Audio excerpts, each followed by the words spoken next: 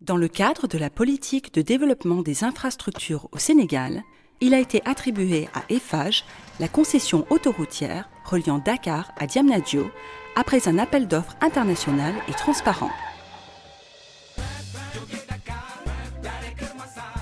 La mission du nouveau concessionnaire est de concevoir, financer, construire, exploiter et entretenir une autoroute à péage d'une longueur de 25 km pendant 30 ans jusqu'en 2039.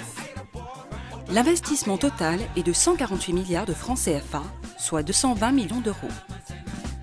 Le tarif de péage, fixé par l'autorité concédante ne permettant pas à l'opérateur privé le remboursement de l'intégralité de l'investissement, le projet intègre donc une subvention d'investissement. Aux côtés de l'État sénégalais, Eiffage assure le financement de 61 milliards. Une partie de cette dette a été levée auprès de bailleurs internationaux. Les premières retombées sur l'économie du pays sont immédiatement visibles.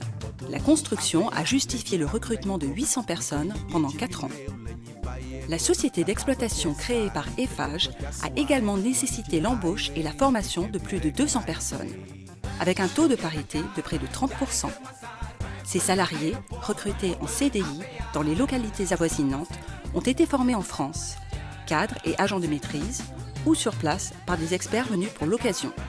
Cette nouvelle infrastructure permet un gain de près de 1h30 sur le trajet Dakar-Banlieue pour les 35 000 véhicules qui l'empruntent chaque jour. Aujourd'hui, près de 30% des usagers utilisent le badge d'accès à la voie automatique Rapido.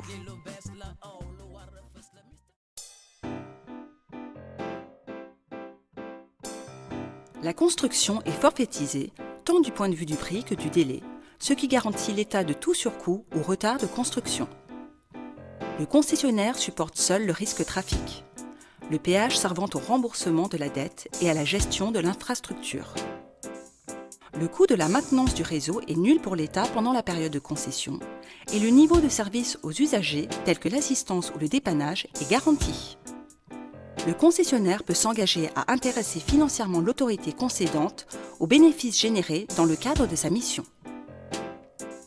En fin de période de concession, l'infrastructure est remise dans un état de service garanti contractuellement. Cette concession est aujourd'hui citée en exemple, notamment par les donneurs d'ordre qui l'observent.